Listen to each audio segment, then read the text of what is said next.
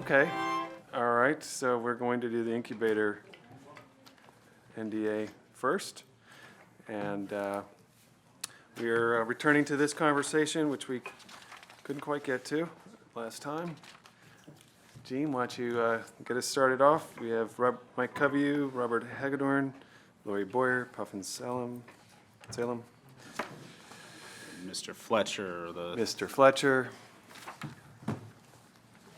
All right, so the executive is recommending $2,592,917 for the incubator programs this year. That's a decrease of $992,054 from last year. There's, on page one, staff summarizes many of the shifts that are occurring or changes to this budget given the realignment. In the executive's proposal, or the recommended budget released on March 15th, there was a $1,070,000 shift for debt service to cover the incubator cost for the National Cybersecurity Center of Excellence and for the Rockville Incubator. This is also going to increase the expenditures needed just to cover our incubators because we're no longer executing a contract with the Maryland Economic Development Corporation, MEDCO, and so the county needs to take on that appropriation authority to spend those expenditures.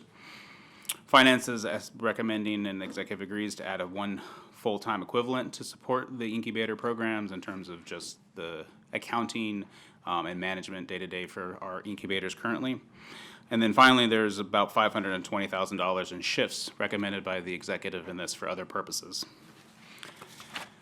Okay. I figure we'll just go through kind of the main categories of things within this budget, which includes, first one is our incubators. And we had a robust conversation about the incubators a month, 2 months ago. I don't remember how long, but it's been one of those seasons. And so page 3 summarizes the 3 incubators that we're currently managing. Staff notes that for the Silver Spring Innovation Center, because I believe it's the simplest, the Launch Workplaces is managing that facility fully. And so the only appropriation that we need to worry about there is the capital set aside in case we need expenditures for that. And that's $50,000 this year, same as it was last year. I'll stop there regarding Silver Spring Innovation Center if there's any questions related to that facility. Don't know if there's questions. I think we're probably all good with that. Okay. All right. I'll clump Germantown and Rockville together because although they're separate facilities, they're going to operate similarly. The county will take receipts from the incubator tenants there this year and then also pay all expenditures related to that. Currently, Launch Workplace is the vendor helping to manage the portfolio and the tenants there. That's a short-term contract, and depending on where the incubator study goes that we've been told is coming, there may be a longer-term solution, but for now, Launch Workplace will continue to manage those incubators in terms of just the portfolio and programs. Okay. Council staff is okay with those as well. Great. All right.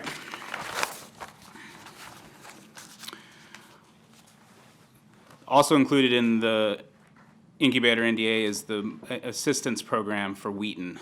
This program is required. I'm sorry, I moved on to page 4. So this program is required for the Section 2076B, which we're currently doing in the Wheaton area. This is just for the technical assistance. The recommendation is to lower the amount in this program this year based on program need and the way it's been for the last couple of years. And so there's $208,000 in the incubator NDA to fund contracts for the technical assistance provided to Wheaton businesses, and council staff is okay with that amount. All right. All right. We're in agreement there. Next, there's a similar amount of money, but just for general small business technical assistance in the county. These are holdover contracts that the Department of Economic Development had that got shifted to finance and then were shifted to the incubator NDA in fiscal 18. This is for the Latino Economic Development Center and the Small Business Development Center.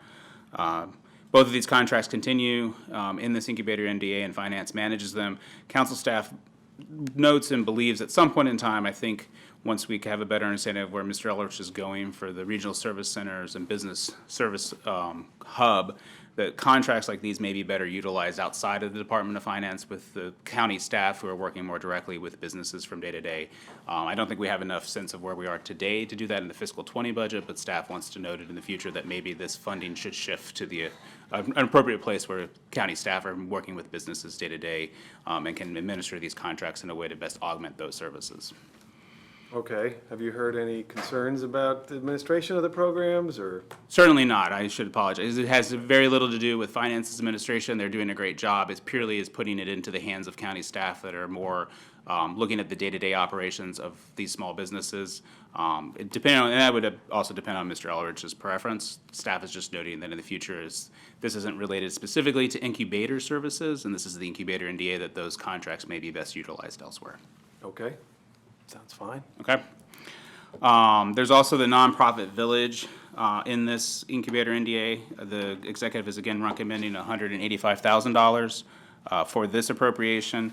Last year, we learned from executive staff that roughly $100,000 of it was for one-time expenditures, and so staff just believes until we have a better understanding of what that $100,000 will be used for ongoing purposes, that we should wait and see that information, and recommends that in the budget resolution, we just get a report from finance denoting how that $100,000 will be used, since that was a one-time expenditure in fiscal 19.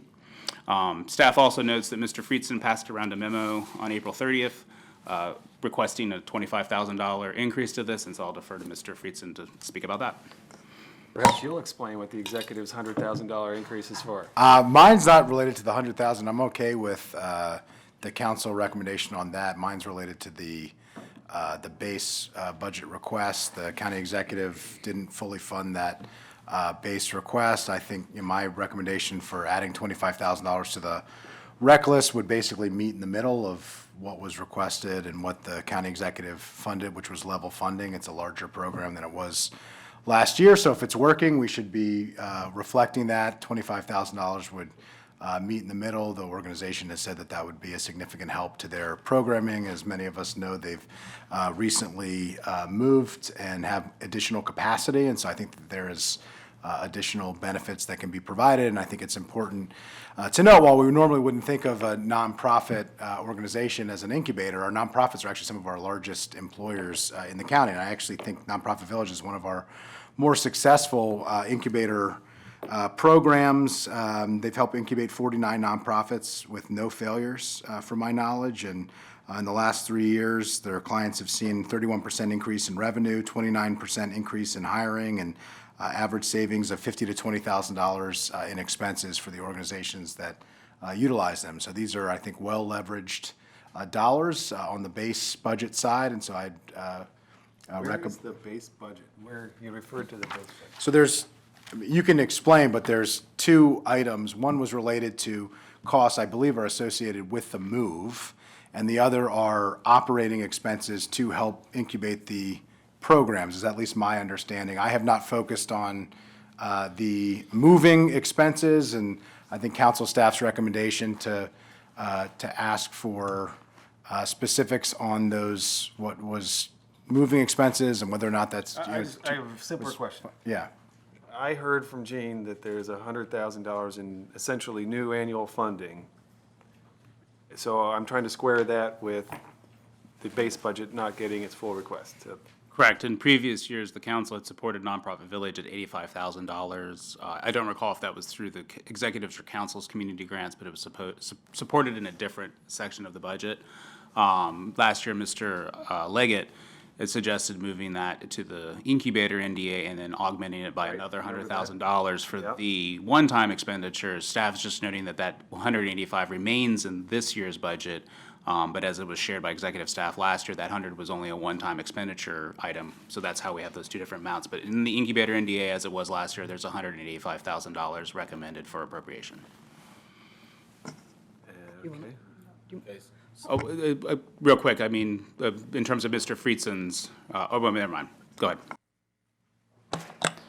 For the record, I'm Professor Salem from OMB, and Jean just stated this correct. The funding originally $85,000 in FY19, it was in community grants.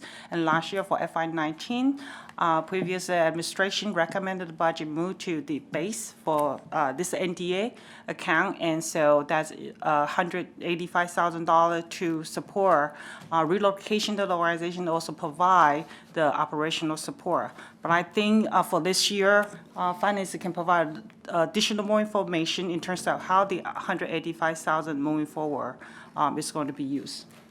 Right, so in that current FY19 budget, it was approved for $185,000, as council staff indicated, and Nonprofit Village did move to a larger location in the fall. I think they officially opened November, December of last year. So $100,000 of the new funding in FY19 was used specifically to help defray some of those costs that everyone has when you're moving into a new commercial space, putting up new walls, new wiring, all of the things that are associated with moving into new space. I have already spoken with Kim Jones, the executive director at Nonprofit Village, and we've talked about the use for those funds moving forward into FY20, since 185 is still recommended in the base budget, and there would no longer be any moving costs associated with it. One of the biggest things is part of it would be used to help offset their rent costs, because of course, now that they're in a bigger space, their rent is larger. So the county support would help them defray some of their rental costs for their actual space. They also intend to increase member services. So as Councilmember Friedson indicated, they had worked with 49 nonprofits. It's my understanding that the scope of services, the performance requirements for FY20, that they would be comfortable if we set 300 nonprofits as their minimum goal to reach for FY20. So they really do plan on increasing and broadening the reach of their services and outreach to the member companies. And while these companies may be nonprofits, that doesn't mean they're not paying salaries and providing great jobs here in the county. And I think just like with any of our other incubators, we're seeing a lot of small, great nonprofits that will eventually spin out into the community and be great business partners. So we're supportive of maintaining that amount of funding for them. Okay, pause for a second. Thank you. Big supporter of Nonprofit Village and Kim Jones. I was there for their opening of the new space. It's great. I guess my question is for my colleague, and I know they're chatting here. I'm just trying to understand the nexus of the 25,000. All of that I understood. The 25,000, I'm not getting what that's for. And maybe I just misheard, but So I guess my view would be this: if council staff's recommendation is that the 100,000 be held and we figure out more details than what we just received, I'm concerned that that money will be held up, and they do need more money no matter what, even if we don't increase the number of folks they're dealing with, who they're dealing with today for it. So I'm concerned Staff's of recommending to hold the 100,000. the 100,000. Well, So- no, they didn't say so- hold. No, no, no, Yeah, just be to careful. ask for more Details. details. My view would be if, I would like the 25,000 to be separate from that, so that if there is a question or an issue with the 100,000, I'd be concerned that we wouldn't even be able to keep up with, what our current expectations are and requirements are, not even the, expansion of services. If that is seen by the committee as sufficient from what we've just heard of where the money is going to, then I'd be okay just leaving it as it is, as 185,000 with flexibility, with both pots of money being able to be utilized to do the type of subsidies that I think are required in order to provide the acceleration and incubation of the nonprofits. So does that make sense? It does to me, and I'm comfortable with letting them have access to the money. I still would like to, if you can, as we get more details, bring them. We want those, but I don't think it should be held. Or they shouldn't. They should have the flexibility that you're asking for, in my view. Okay, so I support $100,000 in new operating money for Nonprofit Village. And I'm still trying to kind of understand the connection here between the 25 that you've proposed and the 100. Are you saying you think we really need to get to 125 in new annual? Or are you saying actually on second thought, this 100 in new annual is addressing the concern that I was trying to address? Yeah, as long as the full 100,000 can be used for operating, and we are not overly restricting those funds for what they can be used for, and provides the organization with flexibility to serve the nonprofits that they're serving, I'd be okay with the 185,000. Okay. But I just want to make sure, this was partially based off the fact that if we were going to, put a guardrail around that 100,000 and restrict what we expected it to be used for, that I wanted to make sure that we at least got closer to what their full request was on the other side, which used to be a community grant that now is in this NDA. Does that make sense? And But if Nonprofit we're being more Villages- flexible about the funds, saying, let's make sure we know what we're getting out of it, but they can use it how best to operate the successful program that they're doing, then I'm okay with moving forward with the 185. Okay. Great. Sounds good. All right, so that's a big increase. Well, previously, our annual grant amount for Nonprofit Village was 85. So now we're going to 185,000 in annual operating funds for Nonprofit Village. 85,000, it was in FY18. Last year, FY19, we approved 185, so approved 100, FY20, but, it's continue Correct. 100 for the moving, But 100 was theoretically at one time. for the moving cost, that's right. operating. But I'm not really sure it was our intent that it was, to this conversation, that it was one time. I think we were saying, hey, this is an incubator. This is part of our incubator program. We want to do this as an ongoing thing. So it's great that that was recommended. And if we needed another 25 for a reason, I just may have not gotten, I don't know that I heard that from Nonprofit Village. I'm sure they'll call now and say we need the 25. But in any event, if whatever they need is, I think is what we're trying to achieve here. Yeah. But As it sounds long- like 100 gets the job done for the month. Without talking to them, without them being here, my view is, as long as there is, personally, I'm not speaking for the organization, but as long as there are no guardrails around that we only want that money used for something specific and there is some flexibility, I am comfortable with moving forward, and we can take a look All right. at it, and if there's a need moving forward, I think we can address it then. All right, good. Thank you. Thank you. Very good. Don? The next item is this NDA is recommending to add one staff to the NDA moving forward. Council staff understands that the finance began this process in fiscal 19, but is allotting this new program manager to the NDA, and is noted by executive staff to do contract management and oversight and control of financial processes as related to the county after assuming control of billing and payments of the incubator tenants in the German and Rockville Innovation Centers. Staff understands this, at least the last time we talked, this is a 3-year term position, so that does not make it a permanent position. It would be a position to manage these incubators as long as we need to wait until we figure out what the county plans to do with them. Council staff is okay with the understanding of where we're at as a term position in the interim, but certainly would want to look at long-term what a position like this would be doing if we change or go a different direction with our incubators. Okay, is this an administrator without subject area expertise in incubators, or is this someone who is an incubator kind of strategy person? No, so this is actually, as you may remember, this year, the county actually took over billing all of the tenants in the Germantown and Rockville incubators and receiving monthly rent payments. So this position will be someone with financial or accounting, bookkeeping background who is on point for tracking, because we have, 90 or 100 bills that we're sending out every month and trying to get bills in, and if somebody's a couple days late, trying to follow up on that. So this would be a staff person solely dedicated to making sure that the payments are received in a timely fashion, that we're staying on top of any changes in rent rates that we may be charging to those people. So it's not anyone with incubator experience, it's someone with that financial experience. Thank you. Okay, Andrew? So in light of I totally understand that, but my view is, I think our incubator program, as we're taking a look at it, it shouldn't be reliant on 3 structures. And how do we fill the 3 structures? It should be reliant on, how do we have a successful incubator program? And then, what assets are available, including county assets, and where should they go? And what makes the most sense? And so, the only thing that I would say is, because there's a lot of cart leading the horse here in what we've heard from the plans that we have gotten in terms of business ideas, incubator ideas, and I understand it's a new administration, there needs to be some time to figure things out, and I'm not trying to be overly critical, I'm really not.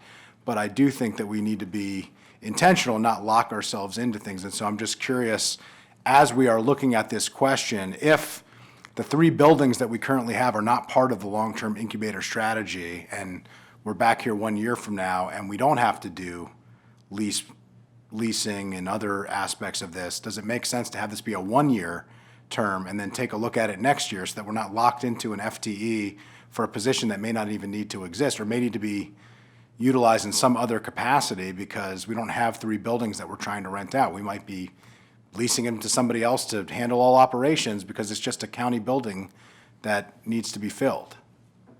So I think you're asking a multitude of questions, actually. So this position is not specifically tied to the long-term vision for the incubator system.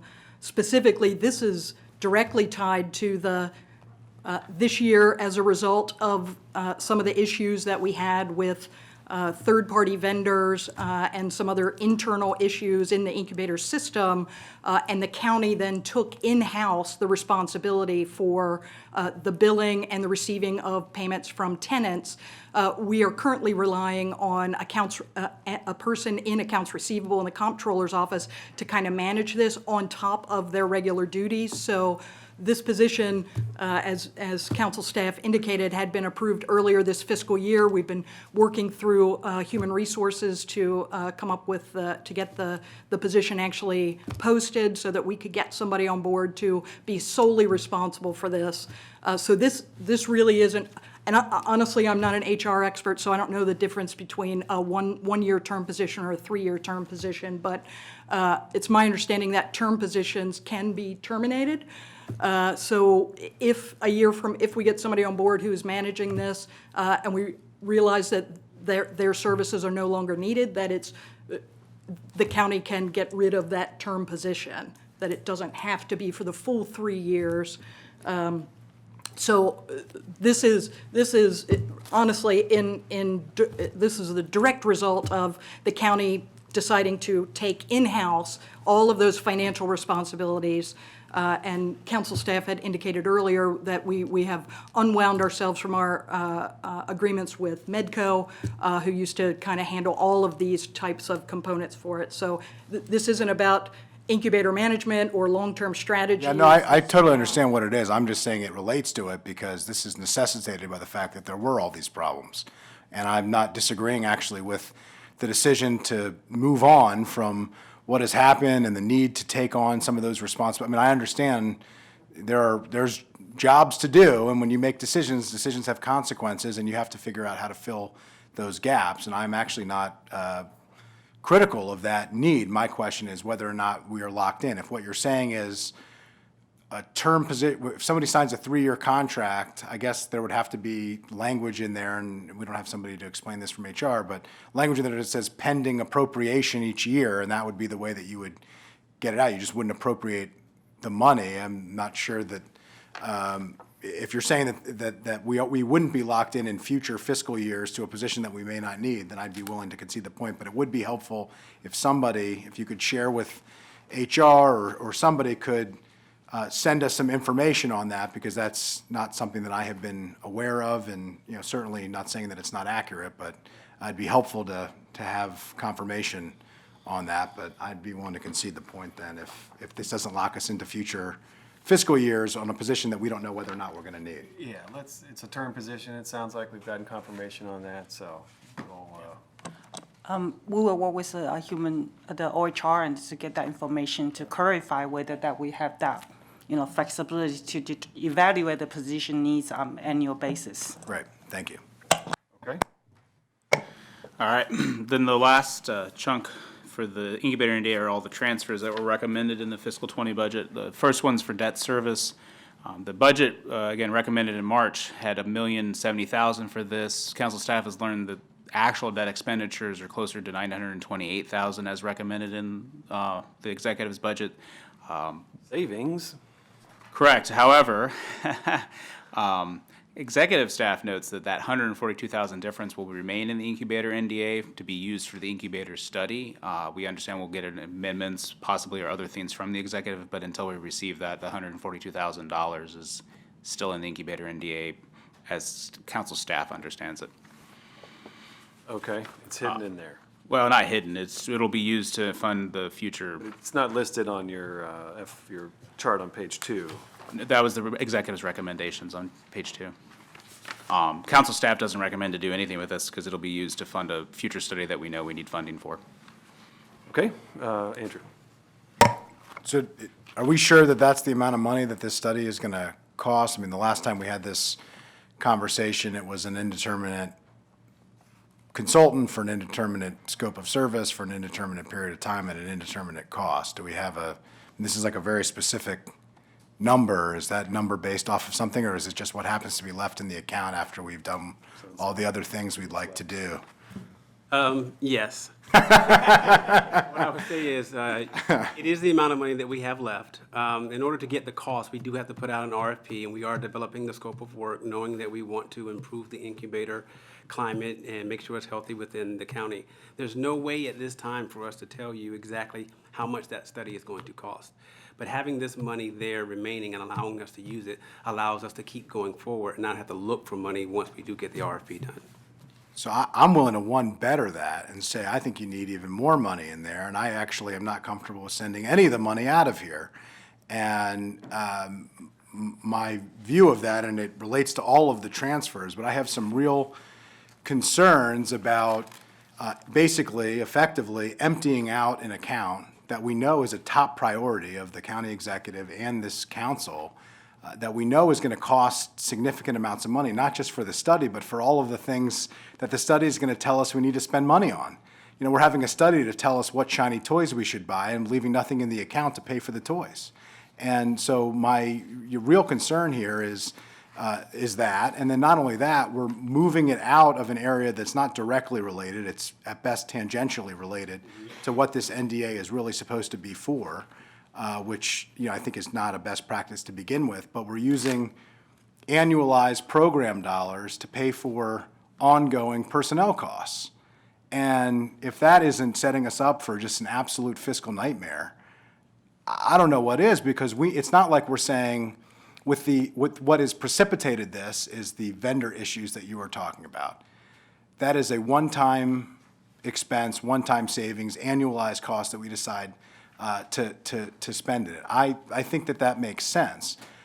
But we're not saying, I don't think, we're saying we had a vendor issue. We're not saying that we don't need biohealth accelerators. I actually think we need to double down on biohealth accelerators. I think it's one of the strongest areas of our entire economy, and if anything, we should be doing more and being more effective with it. But without knowing that, to send the money out of this account, to not have it available to what the type of programs we want to do, and even more so, to do it in a way that locks us into ongoing expenses, when we're going to have to come back and refill this bucket later on with a significant amount of money, seems to me to be imprudent, and it seems to me to be not intentional with the way that we are spending taxpayer dollars and the way that we're thinking about this program, and I just have a lot of concerns about that. And I do understand your concerns, because we don't have a plan for you right now. We don't have definite answers. The only thing I believe that I can say is that the executive and the administration takes just as seriously as you do the incubator discussion within this county. Regardless of whether that costs more than the 142 or less than the 142, we, this administration, will make sure that we manage all of the funds, not just the ones in this account, but all of the funds with a fiscal responsibility that allows us to manage projects and get things done.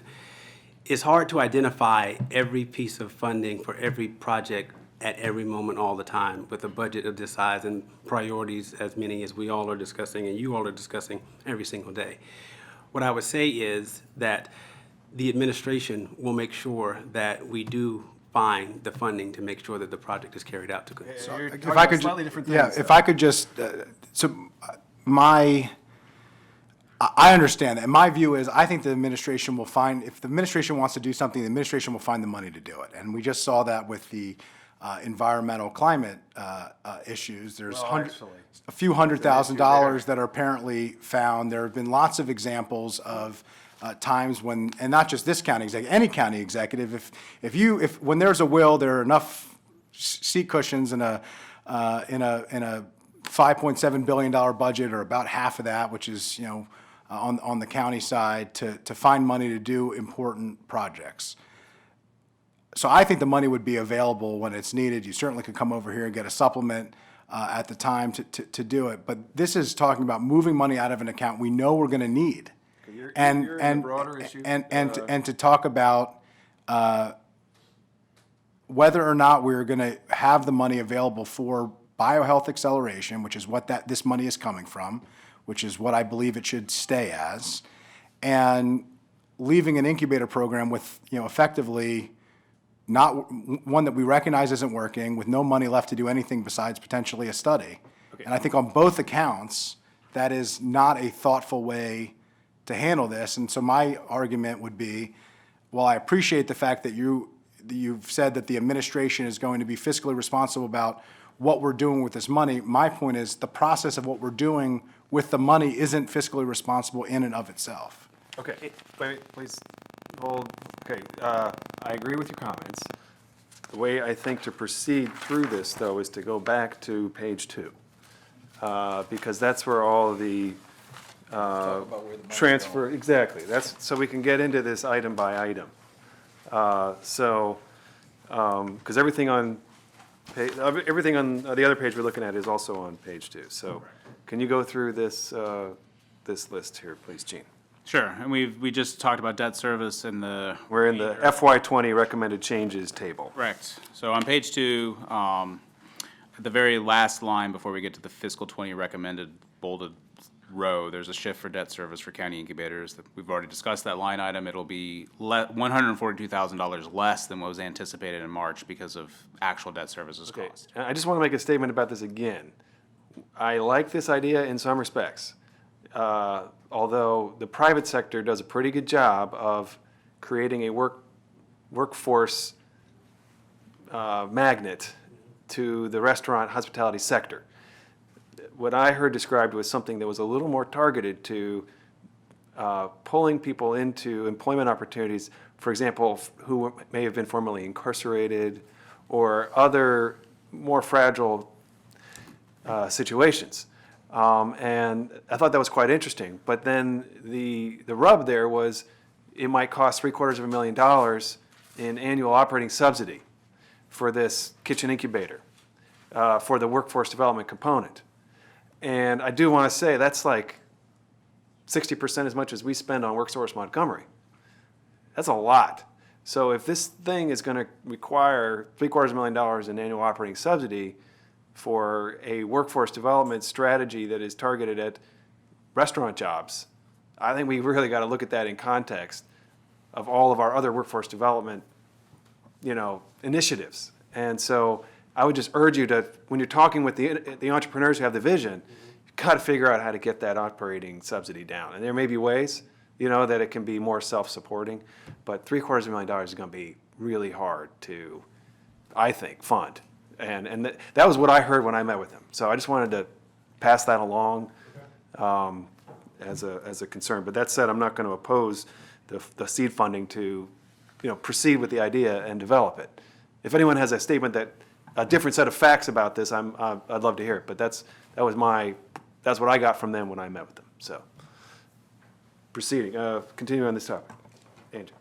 Yeah, I agree with everything you've said. I support the project. I have said repeatedly that I think that and I said it at the Government Operations Committee meeting too, and, the money is leaving here and ending there, and so we've talked about it in both places, but I view this more of a community development project and a workforce development project than an incubator. I mean, restaurants are not explosive growth businesses, and so it's a different type of model, and the way that it was framed to me and the presentation that I had is it requires ongoing expenses. One side of the business will be self-sustaining or is hoped to be self-sustaining. The other side is going to require a huge infusion of capital every year. And I'm not saying that that's an inappropriate thing to be doing. I actually think it could be a really worthwhile thing where, again, I think it has a community piece to it that's really significant, but it also has a workforce development area and hospitality and other areas that I think could be really interesting.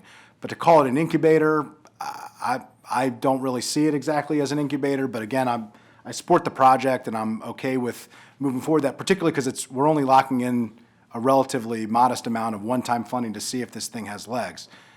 I have heard and read in packets, and maybe this is on our end, and I just want to confirm, it's been called a feasibility study in some places. It's been called seed money in other places. I think we need to be intentional with the type of language that we use and the way that we frame what funding we're using, because those are not the same things. And in the feasibility study and some of the information that we've got back from staff here was different than what I have heard in other places and what I've heard from certain members of the administration. of whether or not this is, could be replicated, which really don't think we have the money to do this more than, many times over in many parts of the county. I mean, I think that would have a huge cost, as the chair mentioned. And also on sites. I mean, my understanding is the county executive had a pretty specific site he was interested in looking at for this. And so I'm just, I think there's not a ton of clarity of exactly what this money is going for, and whether or not it is for feasibility to determine where and how and what this would be, or whether it is seed money to a proposal that has been presented that I think has a lot of community benefit.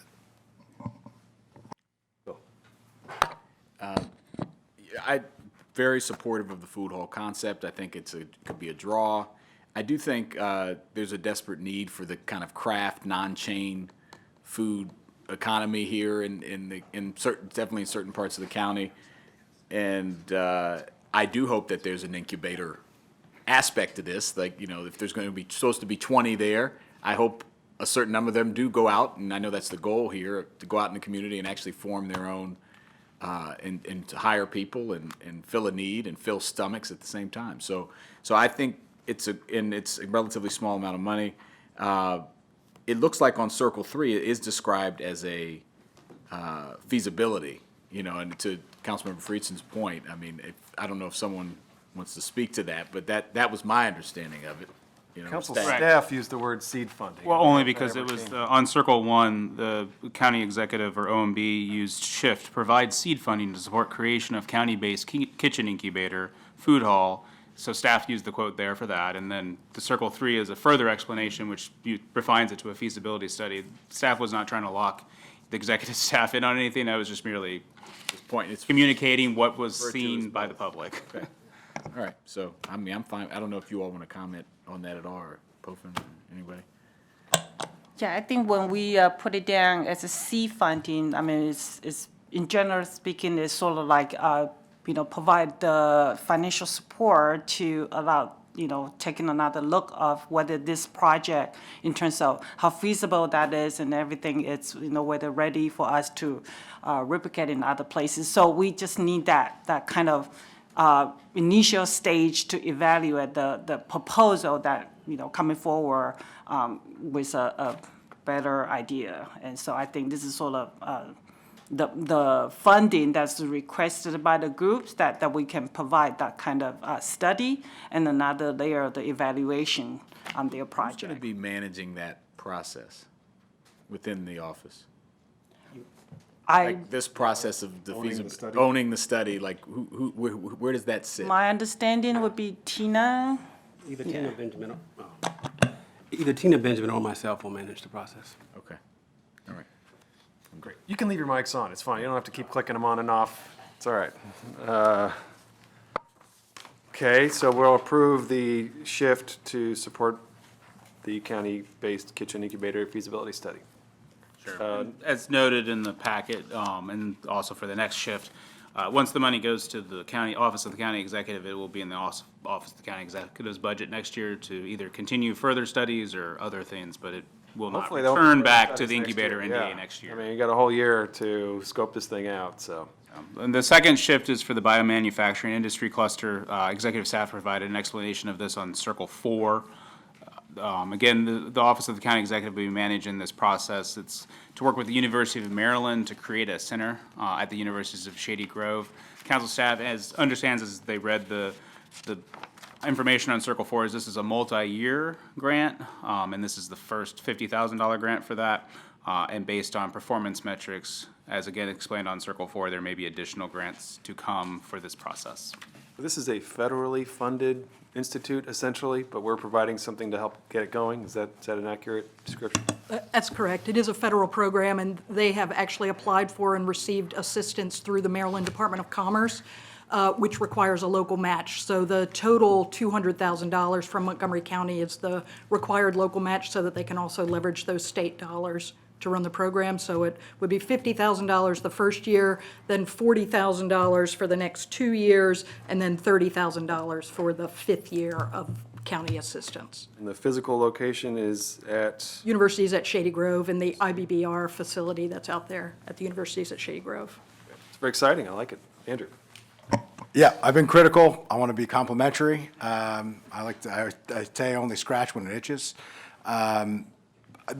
This is biohealth money that is going to a biohealth program. We have a very specific proposal here. I thought the details that were provided from council staff and from the administration were terrific. I have a full understanding of exactly how much this is going to cost, exactly how it's going to work, where it's going to be located. It's extremely helpful. I'm excited about this as well. I think it's a key area that we ought to be focusing on, and my understanding is, one of the reasons why it's in this fund and not another is because of some technicalities of what the match could be and where it could be from and what the requirements are of the match, which we're leveraging a tremendous amount of money, which is, effectively getting a great program for our economy and for our residents and taxpayers and leveraging money to save them. So I'm all for it. I think this is terrific, and I hope we can do more of these types of projects and programs. So I just wanted to make sure that I mentioned that. Thank you. Good work. We like that. I feel a setup coming, Bill. Wait for it. Glad the council, Wait for it. He's good. council member shared. All right, then the last remaining shift is the recommendation to move $429,583 to the community engagement cluster for the full-scale regional business service hub. Staff notes that the executive's description of this transfer is on Circle 5, and I'll leave it at that. Okay, so, first of all, I share Councilmember Friedson's concerns about moving funding that is for a very strategic initiative, such as what we were funding with BHI, and moving it into something that is very, I think, general, which is, I'm not sure I'm really satisfied with the explanation yet, but it's engagement in the small business community at the kind of grassroots level. I think that is probably useful to do, but I have reservations about not having funding for very strategic initiatives that are really sector strategies, incubation strategies. And so I share that basic concern. The descriptions that I've seen of the initiative are like very, very general, and what I really read between the lines there is there's gonna be more staff at the regional center. And I think that's probably great, right? I mean, I see regional directors here, and they're always talking to local businesses. Like, that's a big part of the job. They're talking to local businesses. Could they do more? Yes. Would having more staff in the regional center help them do more? Yes. But at the same time, I wonder how fast that really is you can really kind of get going, and how fast is it a good idea to get going with that? I think you might want to have a little bit of an iterative process here and learn as you go. I see you're launching next week, I think. Judy Stevenson is launching the program next week. May 8th, yes, up May county. 8th, Up County. Up county.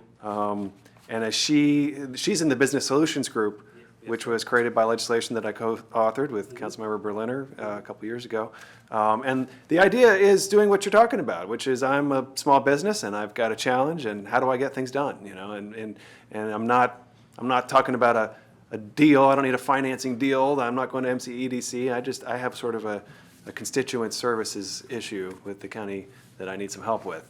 And so that's what the Business Solutions Group was. And so this is an intent to have it be more local, out in the community.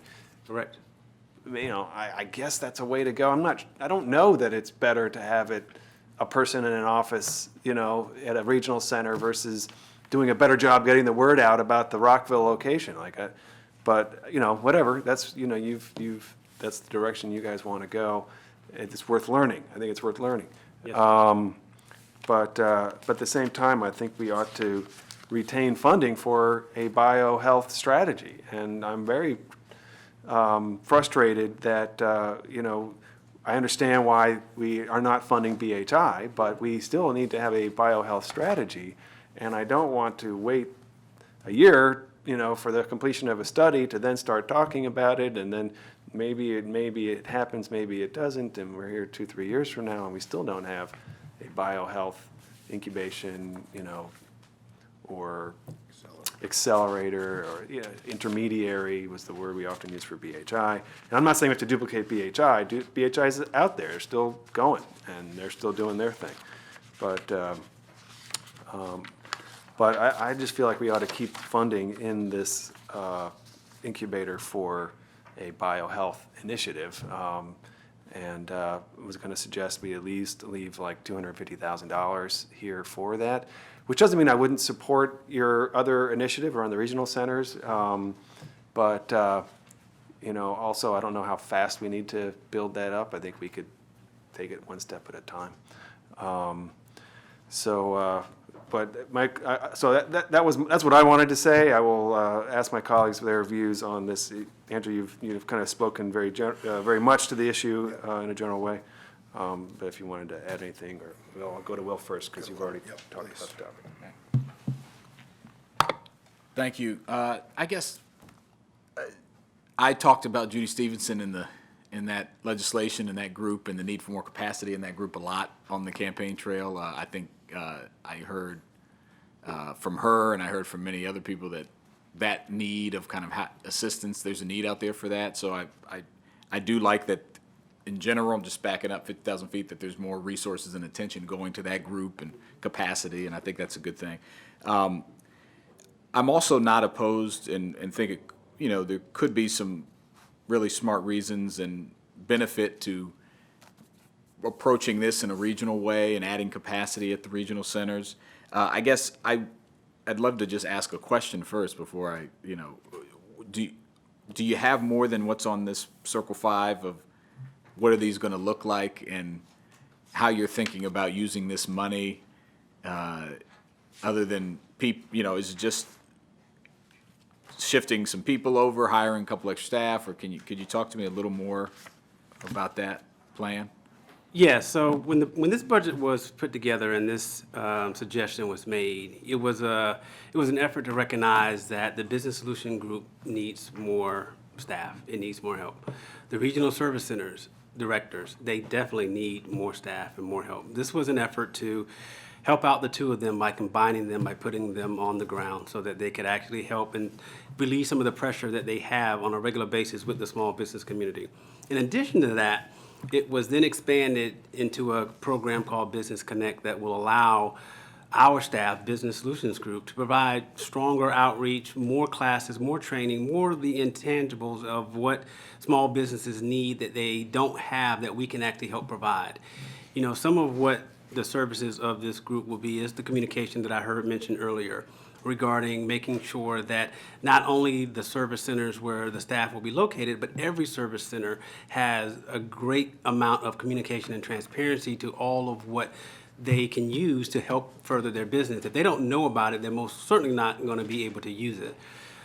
More so also, Judy, who is our great small business navigator, the ability to provide an on-the-ground ombudsman, where if there's a problem, there's an issue, we can help resolve it and walk it through solution, as opposed to sending somebody on a phone call or not helping them out. Even on a warm handoff on a phone call is a lot different than me sitting and talking to you face to face and then knowing that you're going to take some direct action. We believe, and we still believe, that we are phasing this in. This is not let's just take all this money we have over here and put it over there right now. This was the thought of phasing it in, because even adding these resources does not make every center whole and every center look the same as a staffing resource.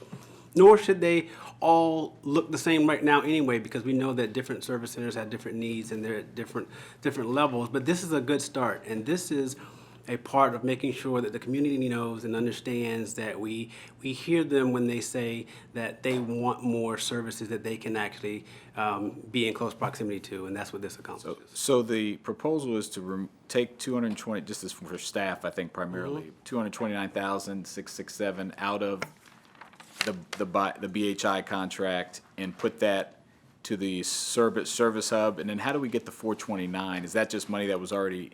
It's Just to clarify, the shift for 429, 583 is for the business service hubs. The 229, 667 is just a simple decrease. That's just removing it. That's just removing it, and that went to a wash in the general fund. It could have been used to fund it. Got it. And then the shift of the 429 comes from the incubator to this hub. Correct. The 429, 583 is the shift that the executive recommended to fund the regional service hubs as And you, Also is BHI. Correct. If you add up 40,000, 740, 50,000, 229. right, okay, that's This is the BHI money, correct. yes, that's all Very coming. confusing the way it's listed the as way- BHI in one place and not in the other. Yeah, got it, okay. It's all BHI if you add it all up. So the 40, the 50, the 229, the 429, that's the whole thing. If I may- Correct. Because it was like 750, right, or something? Yeah, Okay, if okay. I may, I want to kind of make a little bit clarification. $750,000 for BHI contract is sort of focused on bio-industry entrepreneur types of development. So since county decided to discontinue that contract in starting in FY 19 for FY 20, it just base budget carry forward, so we don't have that $750,000 to continue this contract. So the county executives or, the team's idea is entrepreneur development is not just only focused on bio industry. We're going to broaden that entrepreneurial development to support all different kind of business. So by shipping to the new model, we will continue to support bio industry and other different kind of businesses. And also that kind of incorporate with the Economic Development Fund. We have the SBIR matching grant, which is sort of target on the bio industry or life sciences kind of stuff. So county is still supporting the bio industry, but just doing a little bit different approach. That was gonna be my second question. So if I understand why we're rightfully discontinuing the BHI contract, and I personally I wouldn't wanna see money just sitting there not being used when it could be used somewhere else. That's personally my view. But I do also think that the biohealth area is where we need to have a strategy, we need to have accelerator and incubator, we need to have activity. So you're saying that you think some of this in this regional services hub will address some of that, but are there other plans to do more in the biohealth space in addition to this, even though you're removing this contract money and shifting it? That's the study. Will there be? I mean, Right. yeah, I mean, I think that, what Yeah. she was about to say is, depending on what the study comes back and tells us, we are not going to neglect one of our strengths and our assets that we've supported over the years. We don't see that happening. But I was gonna say what you just said, and thank you for saying it. There's an immediate need right now that was recognized, and there was an availability to take care of that need, and we're gonna do that. When we do the study, there will be another need that comes out of that study, and we will take care of that also. so if there's a commitment to the issue in not running away from biohealth, obviously a strength, I'm personally okay, I might get outvoted here, but I'm okay with shifting the money to another need in the short term, knowing that we're not abandoning that prior need and just saying that there's no purpose for it where it is right now. So I'm personally okay with that. Let me just say, in your incubator study that you're doing, please also make sure you address biohealth. Yeah. Okay? Because I think it's a different, I won't say animal, but it's a different animal, Like you can have, how do you do incubators for whatever type of business comes in? Or you can have, how do you do an incubator strategy for this sector or that sector?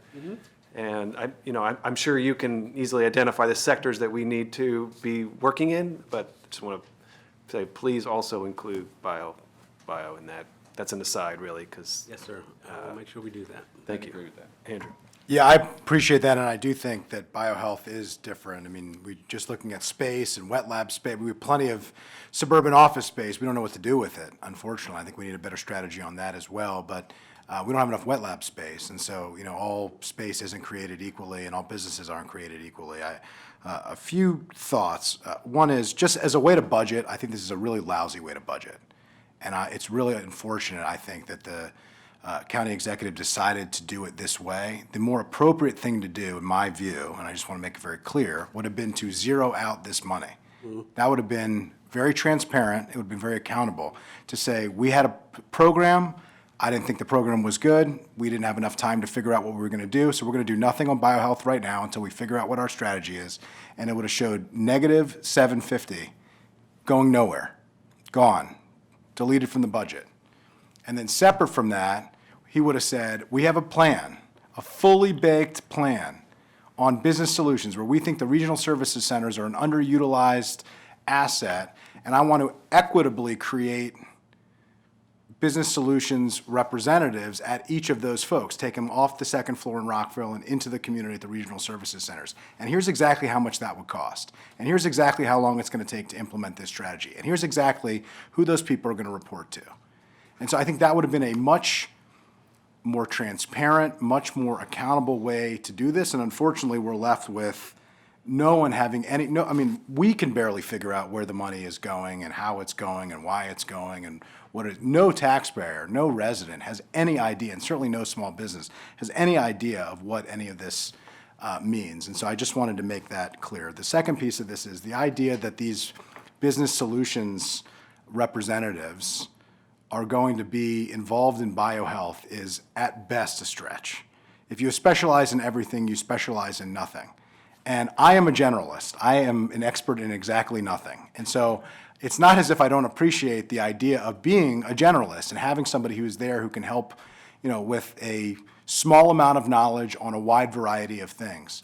But that is not the same as saying that you're specializing in something or that you're replacing somebody partially who specializes in something. If you have a specific medical need, you don't say, well, I couldn't go to this one doctor, but I went to another doctor who isn't a specialist, but he kind of works in that area because of some connection to it. You go to a specialist. And that's the same thing here. We had a specialized, targeted sector strategy related to this.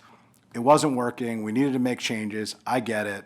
But the way we're doing it here makes me really uncomfortable. The second piece of this is, not just because I represent the Bethesda Chevy Chase area, but because it also happens to be the place where we have the largest number of businesses, the greatest amount of tax revenue. We're most reliant on our businesses that are there. The fact that a small business navigator has no inclusion with Bethesda in the first iteration of this process, there's nobody going to the BCC Regional Services Center, gives me a lot of pause. You mean to be physically located there, like in the other three centers, correct? Because Correct. we'll be servicing them all.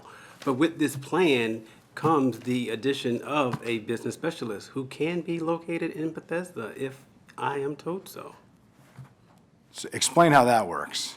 In this plan of the 429, it includes one existing filled role right now, and the other two roles have to be filled. One of them will be doing exactly what our other two business specialists who will be in the business solutions group are doing right now. And that person has to be placed into a center. Okay, well, the way that it was originally described, it was specific to which regional services centers the individuals that we know about now would be located, and the BCC regional services centers were not included in that. And I asked about it at the last, at the government operations meeting, and I was told that might be part of a future discussion as you roll this out moving forward. And as part of this, what has become a regular aspect of this, it hasn't been fully fleshed out, which is the other part of my concern here. I will note a couple things. One is we did add on the rec list at the Government Operations Committee 2 FTEs and 2 different tranches, and Mr. Jawando was there, and we have it, to add support to the Regional Services Center. So even if we make a cut here, there could be an FTE available for that the council president pushed. That was a one position or? 2 positions, but separated. White Oak. Separate out, but it would relate to maybe White Flint. I'm not sure what any of these plans fully are, to be honest. But the second piece of this is I don't agree with the way that it's been budgeted. I also don't agree with the way that it's been framed. The $750,000, we didn't have a contract with BHI. We had a contract that then wasn't executed, my understanding, an appropriation, that wasn't executed, and correct me if I'm wrong. So we are reappropriating this money. So it's not as if this money was here and we're diverting it somewhere else. It was locked into a contract that we had. This is money that it might have been assumed that we were going to continue that, but we weren't necessarily continuing it. And so it is new money being added to create these new positions under the guise, I believe, that we're not costing any new money, which is not accurate. So I'm not comfortable with moving any of this money out until we have a strategy for it. I don't think we should, I would move that we not accept the 229,667, which is going into the general fund, and that we not accept the 429,583. I'm fine with the debt service for county incubator, since that is a core function of it. I don't know if it would need to be added to the rec list, but the two shifts, Okay, well, so let me pause you there. Yeah. all right? I don't agree that we could leave all of that funding in the account. I think that I suspect it will sit idle, and I don't think that's wise use of funds. I think it makes sense to leave some funding in the account as a very strong indicator of our very strong desire to see a bio program established as quickly as possible.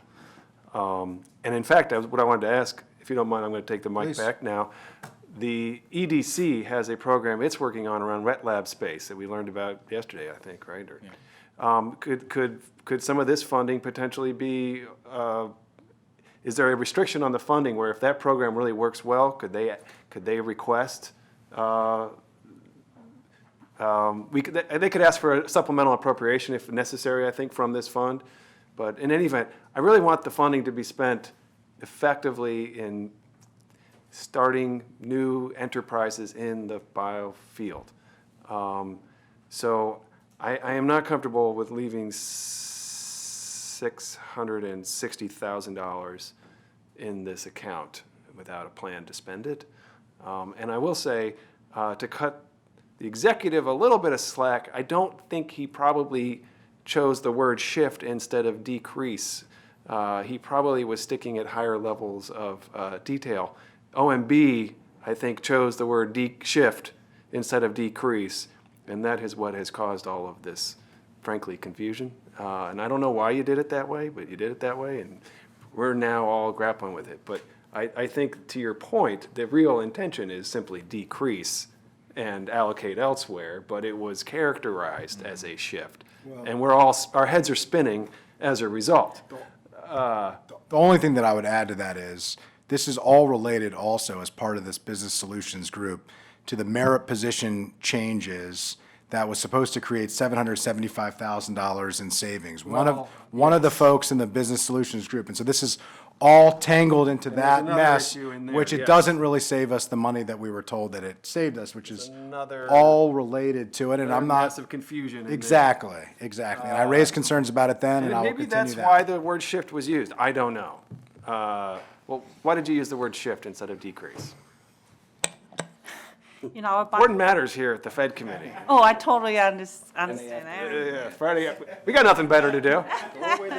Right, Mr. Fletcher? Nothing better to do. I'm sorry, dude. Next time, I could start earlier if you ask me, let me know. So in our process, the definition of shift, basically is, the funding from in one location move to the other location. So it's not really affect the bottom line. Usually you But when move it through the when general fund and then it Right, all right. washes out. Right, but when you talk about decreased cost, that is look at the program itself. So it was a decision made by OMB that this, the shift probably is better characterize the way Why did you only that decrease, decision. why didn't you do the same thing with the biohealth innovation contract? Why wasn't that a shift? Why is only part of it shifted and part of it is decreased? It's just confusing. Whatever, okay? So we have a hung jury here. What I had recommended was that we keep $250,000 in the fund as a placeholder, and we signal openness to a variety of biohealth initiatives. If you can get an incubator, maybe that's a contract to come up with a new incubator strategy. I mean, you might find that that's how you want to spend it. Or this partnership with the EDC, maybe they blow the doors out with their wet lab, thing, and you want to team up with them, but something. So is there someone who likes that idea? If I could just make sure I understand it first. So you're saying, of the 429, Correct. retain 250 into the account, and so give the other two, or that would be 100, and $179,583. there you go. Allow that to go into the Regional Business Services Hub. Would you be open to doing 200 staying in and 229 going back? Sure.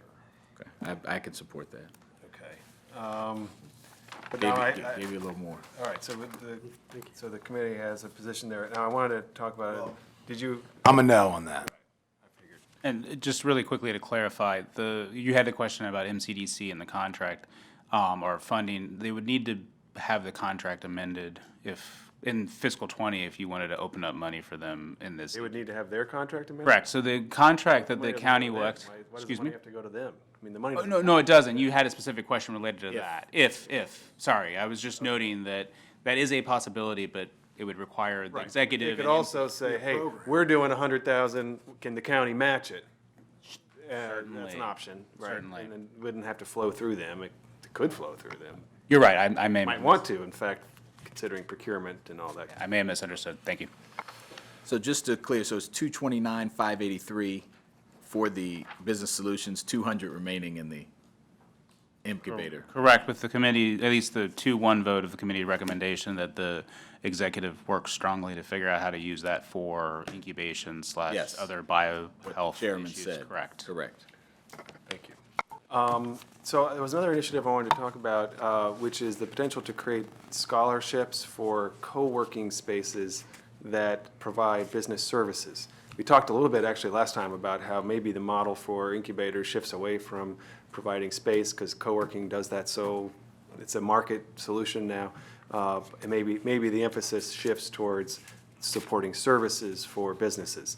And so I was just serendipitously, I got an email this morning from a co-working space in Silver Spring called the IO Spaces, which I think I know they have a program targeting entrepreneurs in the African diaspora, and it's all about young creators there, and they provide services, business support services, space, co-working space, but also business support services.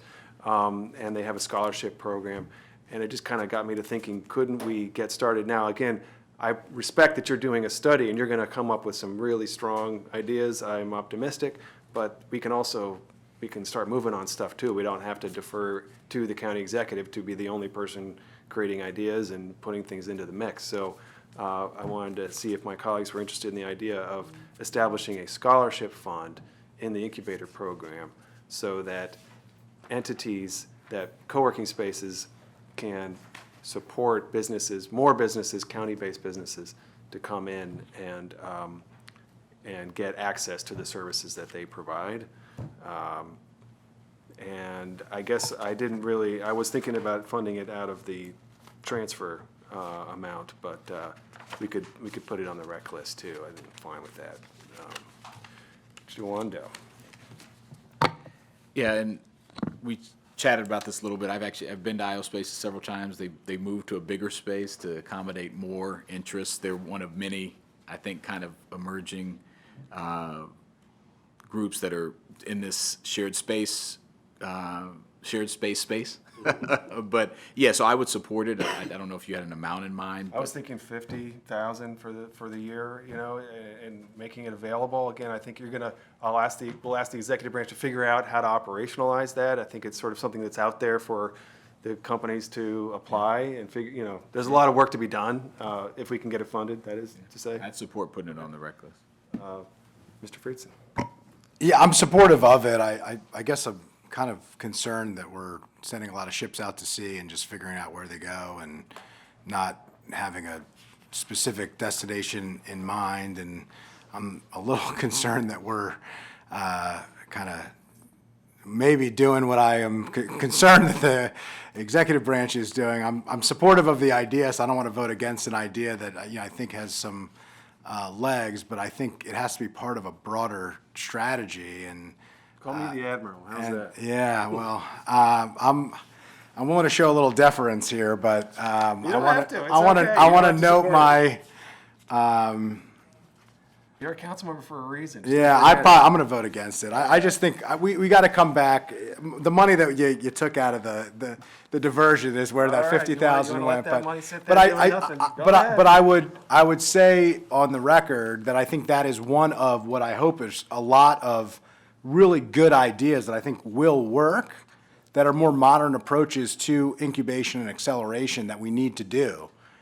I just think that we need to have a plan before we start throwing money at it, and I think that we've been doing a whole lot of that, and it really concerns me. I don't think we've been doing much of that, but I think we should do this. Okay, great. We've got a reconciliation list addition, 2 to 1. And I think that concludes, does that conclude the incubator item? Certainly does. All right, thank you. Anything else you want to say on the incubator item? Not on the incubator. Okay, Thank you. Good. Have a All good right. one. take care. Look forward to hearing more about that regional services. Have a good weekend. Sorry to keep you on a Friday. Appreciate it.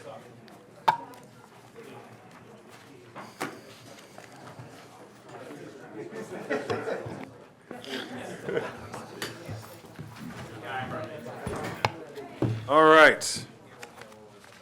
Welcome to our regional directors, 3 of them in any event, Ken, Luisa, and Roberto, and Lindsay Lucas from OMB. Gene, why don't you take us through here? Certainly, this is the urban district's budget, and we have the 3 regional service centers directors, because for those 3 urban districts, they're also the ones that manage the items related to those urban districts. The executive recommends $9,128,438 in fiscal '20 for the for the urban district's budget. It's only a slight decrease over the fiscal '19 budget. And for the sake of time, I think council staff will just run through a couple. You don't have any changes that you recommend, is that maybe something technical? Right? Staff has no differences. The only thing I would like to add, which I will defer to the chair, but during the T&E committee yesterday, I guess there are 2 quick items. One, the T&E committee for the parking lot districts made no changes to those budgets in terms of how much will be transferred to the urban districts, which is pretty important to the urban districts budget, so that one is done. And also during the T&E committee yesterday, there was a request to have a joint committee related to the fiscal structure of both the parking lot districts and the urban districts sometime this fall. So I'll stop there in case, and since the chair, And so so yesterday, the T&E committee did not agree to the executive's recommendation, which I supported, to adjust the fees and create this incentive to parking garages, to strengthen the incentive for people to park in garages and keep street spaces open. What is the fiscal implication for the urban district? Anything? it has no impact in fiscal '20. The Silver Spring 20. parking lot district will make the transfer as shown in the fiscal plan, both on the parking lot district and urban district side. Okay. So It nothing. could be an issue after fiscal '20, Staff will say yes. right, but not an issue in fiscal '20. Okay, then, so I don't know, I think we can just have a general, why don't you go through the packet in a very quick general way, and we can have a good conversation with our urban district managers. Certainly. So I think the primary thing to note is the urban districts were designed and created as special taxing districts to provide a higher level service to our urban areas in the county. They do have a variety of funding sources, which we've noted a little bit. They both have taxes, real property taxes and personal property taxes that are levied in those areas to help support their budgets. They also receive a transfer from the parking lot districts to support these budgets. And then another item that we can probably explore in the fall, they receive baseline transfers to provide the baseline of services that the county would provide without the urban district. However, staff will note that has not had any escalation. It's remained the same for many fiscal years, and we can all say that certainly the baseline services in the county have increased since these districts have been created, and so at some point in time, we may need to revisit what the baseline services cost and have those actually reflected in these budgets. Andrew? Yeah. Yeah, I really want to highlight that, and I think this is a really important conversation, because for that to be a baseline, and the expectations, particularly in our urban districts, are significantly growing of what our expectations are for the services that are being provided, I really do think we need to have a very serious conversation of what we are considering as baseline. For that not to go up, I think has a real direct impact on the parts of our county that we are driving growth towards, and that we are, expecting more and more from, and that we have more and more residents, not only who live in and around them, but who are relying on them for their quality of life. And so I don't want to get too in the weeds here during this process, but I think we really need to have a deep dive into that, and it is going to have fiscal implications, and it should have fiscal implications as we are relying more and more on our urban districts to drive tax revenue, to drive growth, to drive quality of life. We ought to be supporting them similarly, and I think this, flat baseline expectation does not reflect those policy goals, and it doesn't reflect fiscal realities. So I hope we can have a really robust conversation at the appropriate time. Yeah, I mean, I think that we need to figure out how to really enhance the services that are provided in all of our urban districts, and that's kind of what we're driving at. I think we'll keep that as a Fed item, though. We're not going to make urban districts a joint issue. It's only the financing insofar as it relates to PLDs that is joint. So urban districts are Fed. Just want to put that out there. But we are going to, all council members are welcome at any time, of course, to come to the Fed meeting. That's without question.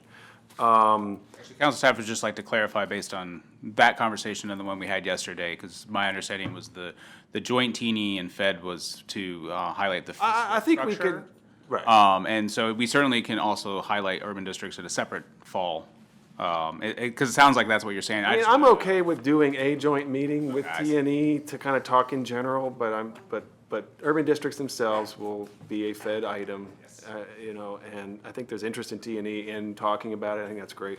Okay. I'm happy to, accommodate that idea.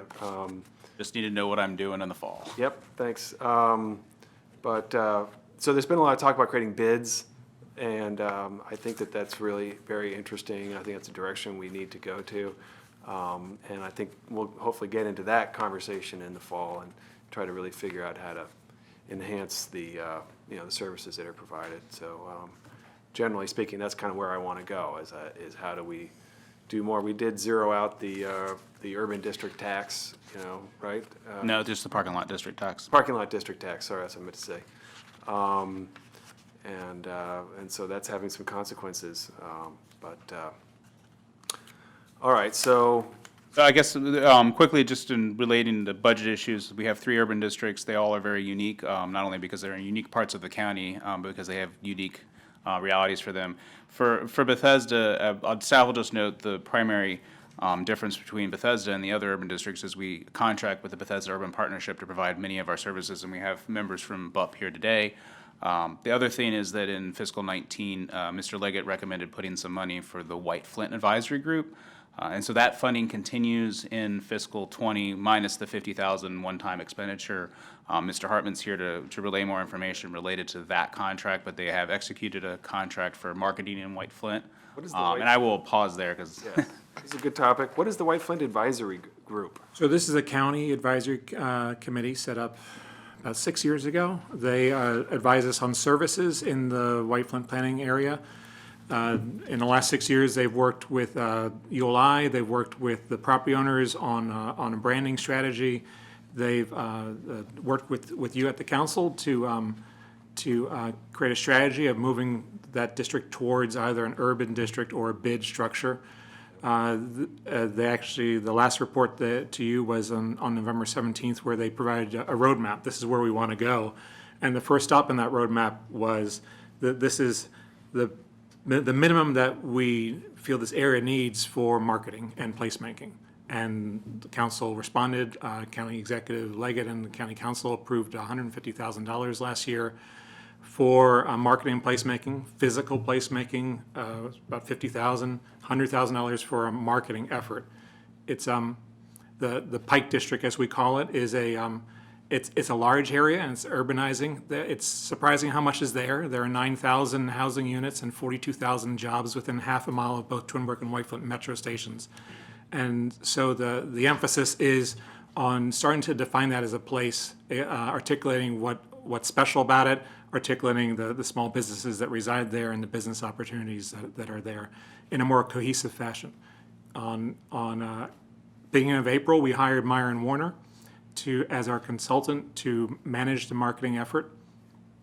They've started work. They have a multi-phase plan that includes, of course, the messaging, the activation, finding those places around the area that could use a function, albeit interim. In fact, one of the ideas is the metro station just White Flint, just east of the metro station, there's a big WMATA lot, and they have a concept for turning that into something much more active while WMATA contemplates future development. And so we'll be moving forward with them in the coming year. The funds are fully encumbered, and they have an option for 2 one-year renewals moving forward. Okay. Andrew? Thanks. So I think it's great, the marketing contract and marketing it as the Pike District. I've joked around every time somebody says White Flint, I said, you pronounce Pike District wrong, and still working on that catching on, but I'm going to keep going. But the 50,000, this was originally paid for out of the BCC Regional Services Center budget. Now it's being paid out of somewhere else, or could you explain the? So this is general fund money that is parked in the urban district in Bethesda for this purpose. As our urban districts, we see this as a future urban district, but we're not there yet with our community to draw a line around it and say we're going to start a bid or an urban district. So this is on top of the Bethesda Urban District money? This isn't out of the Bethesda Urban District money? That's correct. This was added into the urban district last year. It did not replace any existing funds that were used in Bethesda. Okay, yeah, and because that's what struck me. I mean, the goal is for the Pike District to be its own urban district, so to have the funding for the marketing of what we are expecting to be an urban district in another urban district is an interesting fiscal arrangement, but I'm not going to fight it too hard if you think that there's no other appropriate place for it. Where is that? Okay, I'm hopeful that it will be in its own urban district budget very soon. What is the role of the Friends of White Flint interacting with this project? The Friends of White Flint is a group that advocates for the vision of the master plan. So they're more political. They're the ones who come to you with letters when CIP projects aren't moving forward fast enough. They are there to support the build-out that was envisioned back in the 2010 plan. They are not the marketing promotion arm. Years ago, this was articulated to me years ago, in Roslyn, there was an organization called Roslyn Renaissance that advocated to the city to build out Roslyn as envisioned. And after there was a momentum there, a bid grew up and replaced it, essentially. So they are two separate organizations with two separate missions. If you had a bid in the Pike District, what would be the boundaries in your mind? To me, the two metro stations are so close, and in between them, you have White Flint 2, which is that area executive Pike north of Montrose, and then Randolph. There's no place you can walk in that area that you can lay down a marker and say, that place is really different from this place on this side. So that's why we're working with this assumption that it's this two metro stations within a mile apart and all the stuff around it, the half-mile walk shed. And that's what you want to promote. Winbrook and White Flint metros. Yes. Okay. Good. Well, let's make sure that potential bid is in the conversation as we're talking about bids, Absolutely. in the fall. Sure. Well, Are there any other White Flint groups that we don't know about? I know about them. There's also the implementation committee. The one that we don't know, by the way, is the new one that we heard there's an interest from Ms. Benjamin and Mr. Fosselman in setting up, which is the White Flint, the Pike District. I actually think they call it the White Flint, but it should be called the Pike District. Stay on message. The Pike District economic task force, I think they called it, and what they're going to do different from the groups that exist, I'm still waiting to hear back. Well, I kind of, to your point, Mr. Hartman, it was a light Friday joke, but also just you said like the Roslyn Center, it grew up to a bid. I just think at some point, we've got to circle the wagons here, and I know there's some efforts, my colleagues have been in those meetings, and, so. I have a personal opinion, and I feel that when we conducted focus groups back in 2017, there was tremendous support for moving in the direction of some sort of organization that did all the things an urban district or a BID would do. Take care of the little beautification issues, market and promote the area, be that local business concierge, all the things that we've grown to expect in Bethesda. But the real line is the property owners really wanted the business improvement district model, which they feel it has more autonomy, is not shackled as closely to the county government, and that's where the advisory committee ended up supporting a bid model. But the drawbacks to the urban district does in Bethesda. Rick Amaretto's shop does everything a bid does, independent, community-driven. My role is to help them solve problems, not to tell them what to do. But it comes in on a different wagon. An urban district just takes a majority of the council to create one. There's no need for other than a regular public hearing. There's no need for a vote out there. And our challenge also is that an urban district, the tax falls under the charter limit. So who would want to create another tax that would peel away funds from the general fund? So I'm looking forward to that discussion in the fall. We've done a lot of We could things. change that. We could have a charter amendment. Absolutely. That would say that you can create a urban district tax that's outside of either charter amendment or a state law, I'm not sure. Charter amendment. Charter amendment outside of the property tax limit. And that would enable us to also have a funding mechanism. It's the same basic thing as a bid, funding-wise. Something. Just in terms of the financing mechanism, I think bids are typically also a ad valorem. It's a tax, right, ad valorem tax. Yeah. The primary difference is the bid is driven by a business or property owners seeking to create a corporation to run the bid, whereas the urban district is primarily run through the county. And as Mr. Hartman was doing, I mean, in Bethesda, we have a contract partner that manages the urban district for us through the Bethesda Urban Partnership. So there's the options. There's options to Plenty. explore. Andrew? Yeah, I just think the biggest thing, I've never seen a bid be successful. It didn't come from the businesses. I mean, it's basically a business-started organization where they come together and organize to say, hey, we want to set up a structure. We want to have ownership of that structure. And I think that's where it comes from. We have a terrific situation in Bethesda. I wish we could bottle it up and place it elsewhere. And Rick is here, who does great work, and I happen to be one of the residents who benefits from that on a regular basis. But I think when we talk about bids, they only work if the businesses buy into them, and we have to just be mindful of that. I don't think you can force a bid on businesses. I think businesses have to be interested in having a bid, and then we can move forward and figure out how it would work. But I look forward to a really robust conversation when we take this up.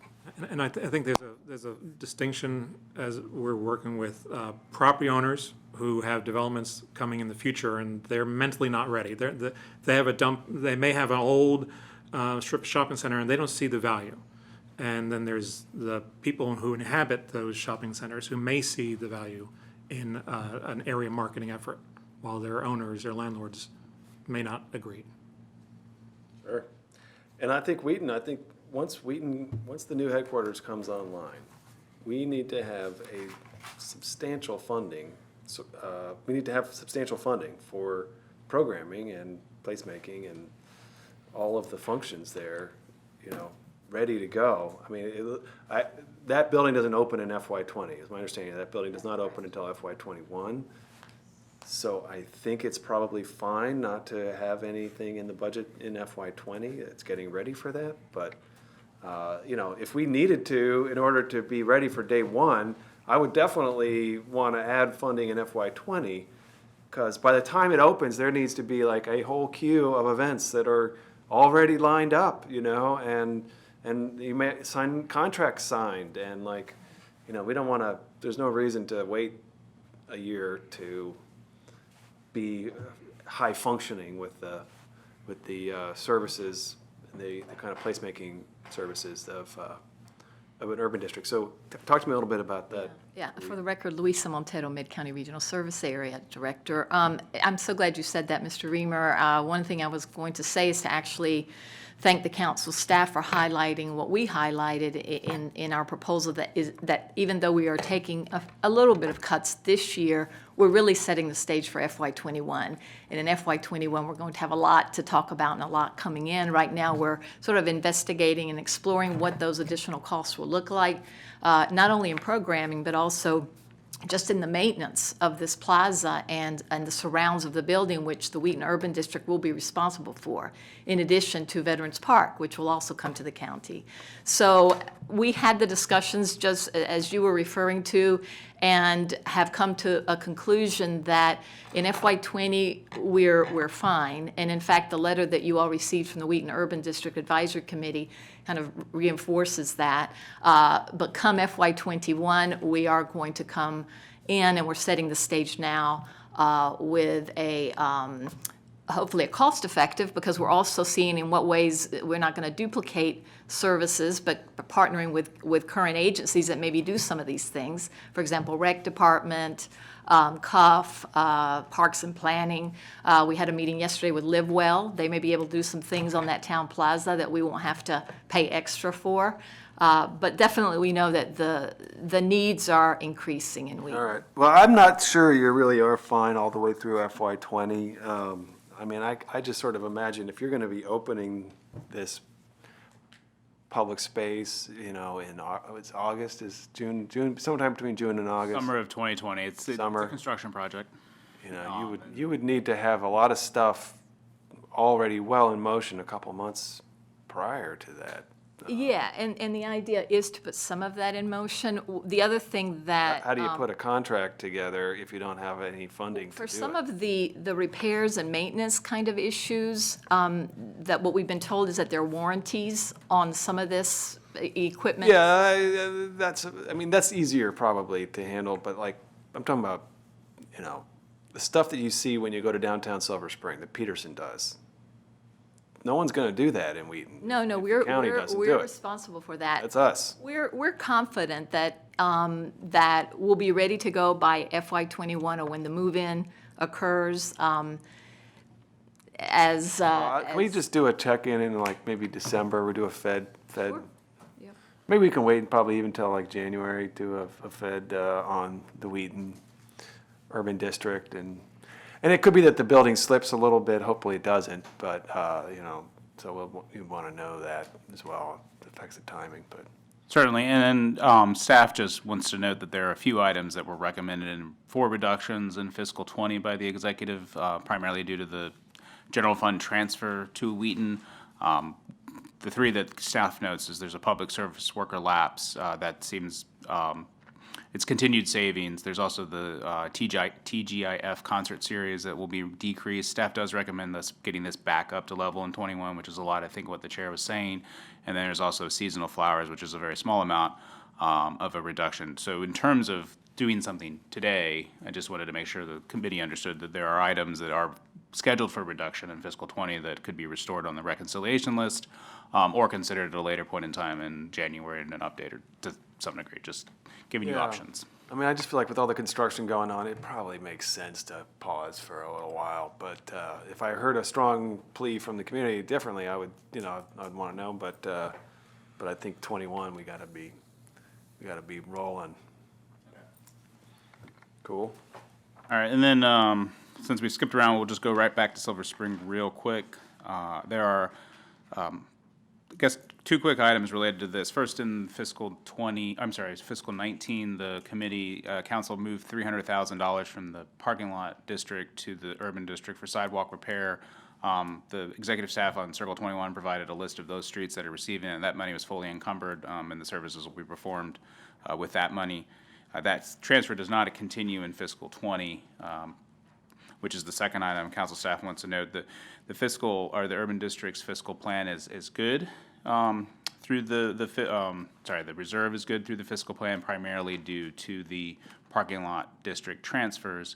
And as Mr. Reamer noted, the current proposal from the T&E committee is not to increase the rates as proposed by the executive, and council staff, again, notes that that's good for fiscal 20, for fiscal 21 and beyond. It will become a more concerning issue for Silver Spring. Committee decided that a sophisticated pricing model that was designed to incentivize people to use garages was great for Bethesda, but Silver Spring couldn't take it. I just don't agree with that. I think Silver Spring is doing just fine. By and large, it can handle a little bit more of a intentional parking strategy, but there we were. Will? Hey, thank you. How are you, Roberto? Good to see you. Thank you. Good. I know I believe they discussed in T&E on the parking, looking at the garage in Silver Spring and potentially adjusting the 9 p.m. automatic open. Was that discussed as a potential way to recoup some funding? Correct. The T&E committee did agree with the executive on that. So at this point in time in fiscal 20 or July 1 of 2019, all of the gates, garages will remain gated all hours.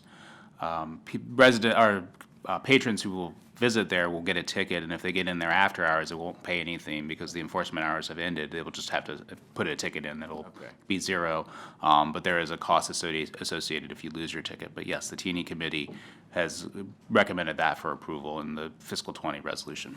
Okay. And so that will, we don't know what, but that will presumably recoup some funding for the garage and for the district itself, potentially. Potentially, the DOT probably doesn't have specific. Yeah, they don't know how, okay. And then, did you give opinion on the other parking issue that Mr. Reamer was talking about? Did you have an opinion on that? Well, MCDOT's recommendation for parking in Silver Spring. Silver Spring right now, for the record, Roberto Rodriguez, Director of Silver Spring Regional Area. Silver Spring right now is very much under construction, if you will. And any major changes at this time may have unintended consequences as far as, and so I think where we are at the moment, parking in Silver Spring, folks coming in at night, some of the garages are full on any given night. So there is, there's two sides to this, if you will. So parking in Silver Spring, from one perspective, is at a premium. From another perspective, and something that we're trying to work very intentional about, is actually Garage 5 and 55, which are the ones by the transit station, are actually underutilized. So the whole notion of the acculturation, that, hey, you can park a couple of blocks away, and there is plenty of parking, is something that we're also having to focus on. Yeah, that's a good point. Okay. Well, and raising the price of meters on the street would start to get people thinking about, oh boy, I can park for, is it like free over there, I think? But after, right, after 7 o'clock free, and one issue. After 7 o'clock free, yeah. Yeah, Well, no. meters are free too after 7. And the meters, the meters being overtaken in the nighttime by single use for 12 hours, that's also, folks will park at 7:01. Garage is mostly metered. The That one by the Metro. Garage 5 and 55 for the Metro are metered, yes. But it is, you do have to get into the habit of going there. And once you do, you start doing it. But people have to kind of. And it's beginning to change a little bit when folks realize that the parking at Wayne Avenue and the Town Square Garage is simply, I mean, by the time you go up to the 6th floor at the garage, you might as well park 2-3 blocks down the street. It's a lot closer than it looks, really. It is much closer than it looks. Okay. Congratulations on that mural. I love the mural. Bonifant. Thank you.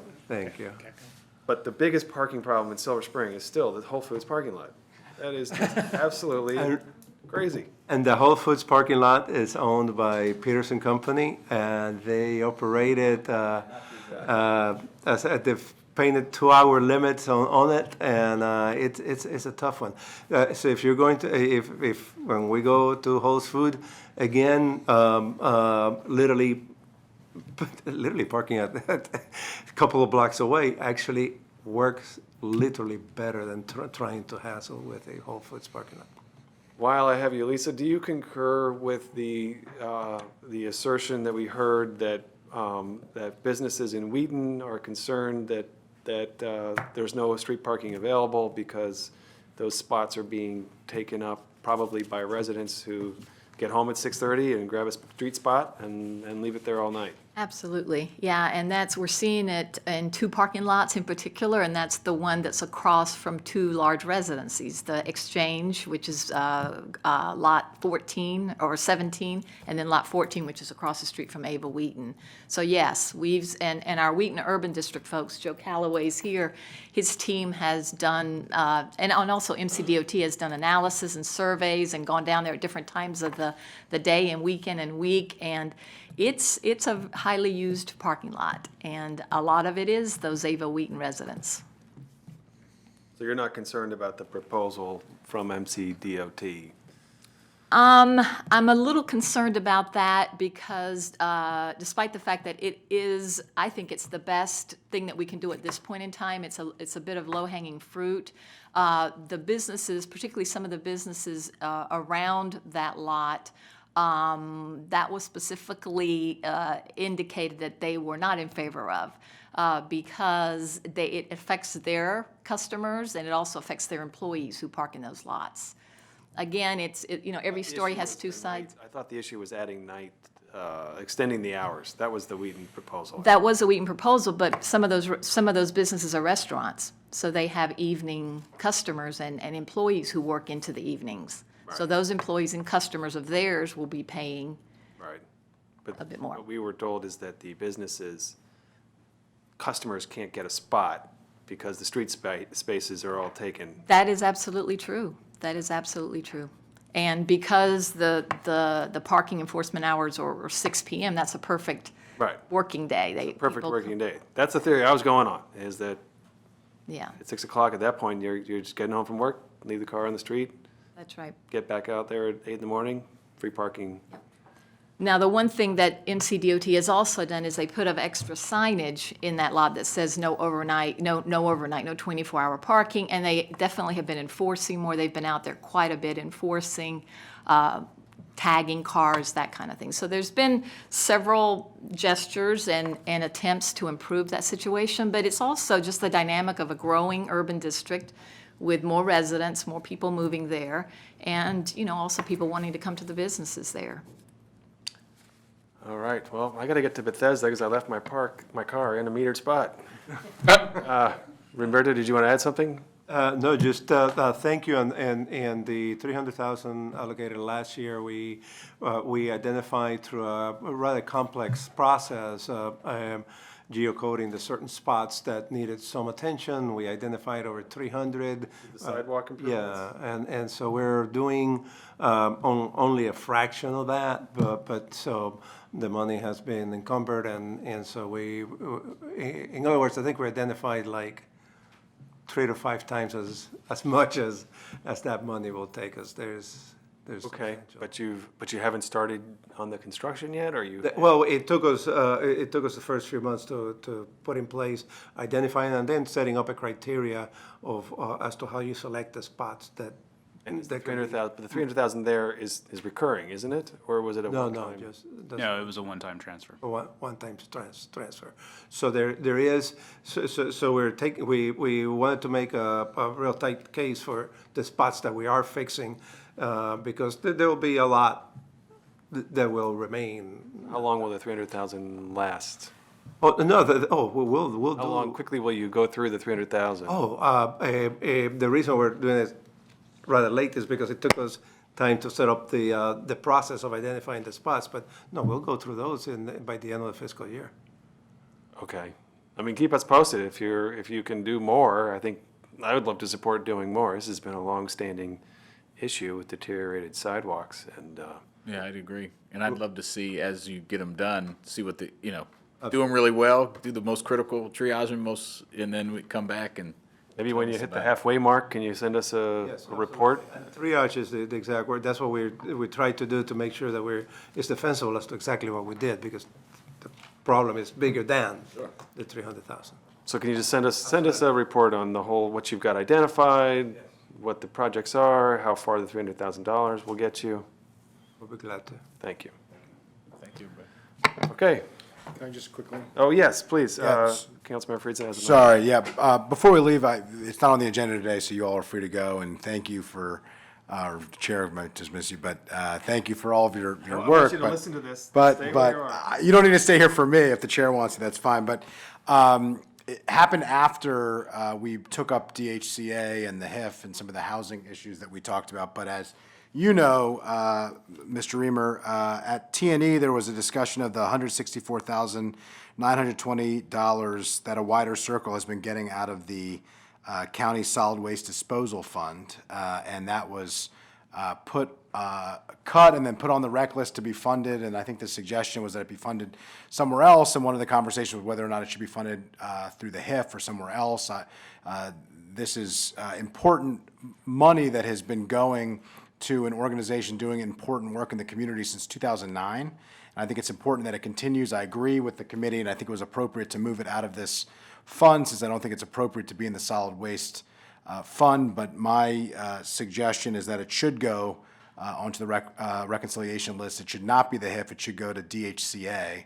And so I intend to bring that up at full council, and if there's agreement, I'd be happy to work together with you on that. Yeah, agreed, and technically it was cut so that it could be moved, but it would be identified as this is funded, it's just a different source. So I think, just so that if they're watching it, I think they saw the proceeding before, but we'll talk about it when we get to DHCA. I think that's on Monday. Yeah, I just thought it was appropriate to bring it up, and I'm going to suggest Sure. DHCA. I think that's more appropriate than the HIF, and certainly more appropriate than the solid waste disposal fund, and just thought that it'd be appropriate to raise it before full committee in a public setting. And so even though it's not on the agenda, I wanted to do that, and we'll be formally proposing it on at full council session when DHCA's budget comes up.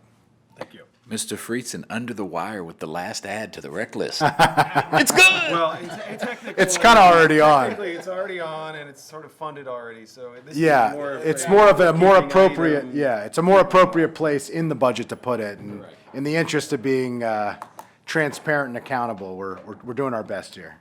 Thank you. Happy Friday, everybody. Thank you.